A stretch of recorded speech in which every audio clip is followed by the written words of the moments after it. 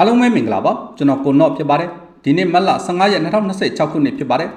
ဒီတစ်ခေါက်တော့လာမယ့်အစိုးရသစ်မှာဘယ်သူတွေဦးဆောင်မလဲဆိုတဲ့ခေါင်းစဉ်နဲ့ဆွေးနွေးကျင်တာဖြစ်ပါတယ်အားလုံးလည်းသိကြတဲ့အတိုင်းပါပဲဒီရက်ပိုင်းအတွင်းမှာပြည်သူ့လွှတ်တော်မြို့သားလွှတ်တော်ပါဝင်တိုင်းဒေသကြီးနဲ့ပြည်နယ်လွှတ်တော်တွေစတင်ကျင်းပတော့မှာဖြစ်ပါတယ်လွှတ်တော်တွေစတင်ကျင်းပပြီး APT ရဲ့နေ့ဆိုရင်အစိုးရသစ်တည်းပေါ်ထွက်လာမှာဖြစ်ပါတယ်ဒီအစိုးရသစ်မှာနိုင်ငံတော်သမ္မတကဘယ်သူဖြစ်မလဲပေါ့သမ္မတသစ်ဆိုတဲ့နေရာမှာလဲရွေးချယ်စရာ2နေရာရှိပါတယ်ရွေးကောက်ပွဲမှာအများဆုံးအနိုင်ရခဲ့တဲ့ပြည်ခိုင်ဖြိုးပါတီနဲ့တပ်မတော်ဘက်ကပဲဖြစ်ပါတယ်ရွေးချယ်ပုံရွေးချယ်နည်းကတော့အားလုံးလဲသိကြပြီးဖြစ်မယ်ထင်လို့အကျယ်တွက်မပြောတော့ပါဘူးပြည်ခိုင်ဖြိုးပါတီဥက္ကဋ္ဌဦးခင်ရီကပြီးခဲ့တဲ့ရက်ပိုင်းတွေကတည်းကအတန်တွေကြည်ကြည်ပြန့်ပြန့်ထွက်ပေါ်နေတာရှိပါတယ်အဲ့ဒါကတော့လွတ်တော်ဥက္ကဋ္ဌတာဝန်ကိုယူမယ်ဆိုတဲ့အတန်တွေဖြစ်ပါတယ်အဲ့ဒီတော့လွတ်တော်ဥက္ကဋ္ဌကဦးခင်ရီဒုတိယလွတ်တော်ဥက္ကဋ္ဌကဦးအောင်လင်းထွေးတို့တာဝန်ယူသွားမှာဖြစ်ပါတယ်ဒါဆိုရင်ပြည်ခိုင်ဖြိုးပါတီကသမ္မတရာထူးအတွက်အခြားသူရွေးချယ်ထားတာမျိုးမရှိတော့ပါဘူး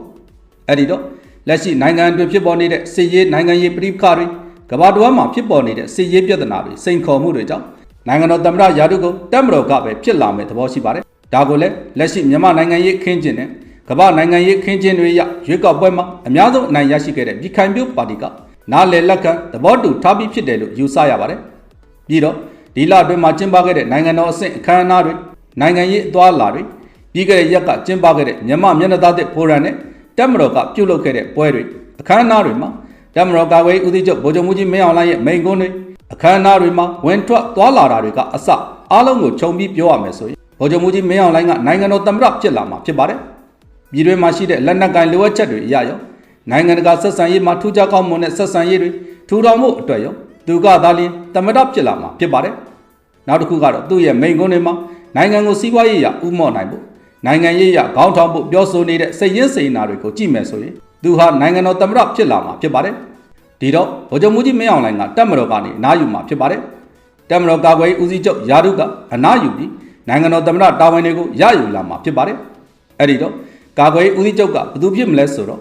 အားလုံးလည်းရေစားမိမယ်ထင်ပါရဲ့ဗိုလ်ချုပ်ကြီးကျော်စွာလင်းကအခုဆိုရင်ဒုချုပ်တာဝန်တွေကိုရယူကင်တွယ်နေတယ်ဆိုတဲ့အတန်တွေကြဲကြဲပြန့်ပြန့်ထွက်ပေါ်နေတာဖြစ်ပါတယ်ဒါကြောင့်ဗိုလ်ချုပ်ကြီးကျော်စွာလင်းကကာကွယ်ရေးဦးစီးချုပ်ဖြစ်လာမှာဖြစ်ပါတယ်လက်ရှိဒုချုပ်ဒုတိယဗိုလ်ချုပ်မှူးကြီးစိုးဝင်းကတော့ကျမ်းမာရေးအရအနားယူမဲ့သဘောရှိပါတယ်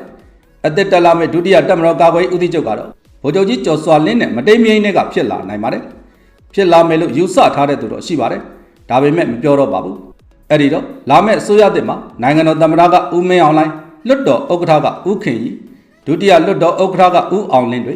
တပ်မတော်ကာကွယ်ရေးဦးစီးချုပ်ကဗိုလ်ချုပ်ကြီးကျော်စွာလင်းကတာဝန်ယူပြီးနိုင်ငံတာဝန်များကိုဆက်လက်ထမ်းဆောင်သွားမှာဖြစ်တယ်လို့ယူဆရပါတယ်နိုင်ငံတော်အစိုးရဖွဲ့ကိုဦးဆောင်မဲ့သမ္မတလွတ်တော်ကြီးကိုထိန်းကျောင်းမဲ့လွတ်တော်ဥက္ကဋ္ဌတပ်မတော်ကြီးကိုအမိန့်ပေးမဲ့ကာကွယ်ရေးဦးစီးချုပ်ထွက်လာပြီဆိုရင်တော့ကျန်တဲ့ယာရုတွေတာဝန်တွေကတော့တင်တော်တဲ့သူတွေကိုပေးရပြီးအစိုးရတစ်ကိုဆက်လက်ဦးဆောင်သွားမှာဖြစ်တယ်လို့ပြောရမှာပဲဖြစ်ပါတယ်အားလုံးကိုကျေးဇူးတင်ပါတယ်ကျွန်တော်ကိုနော့ဖြစ်ပါတယ်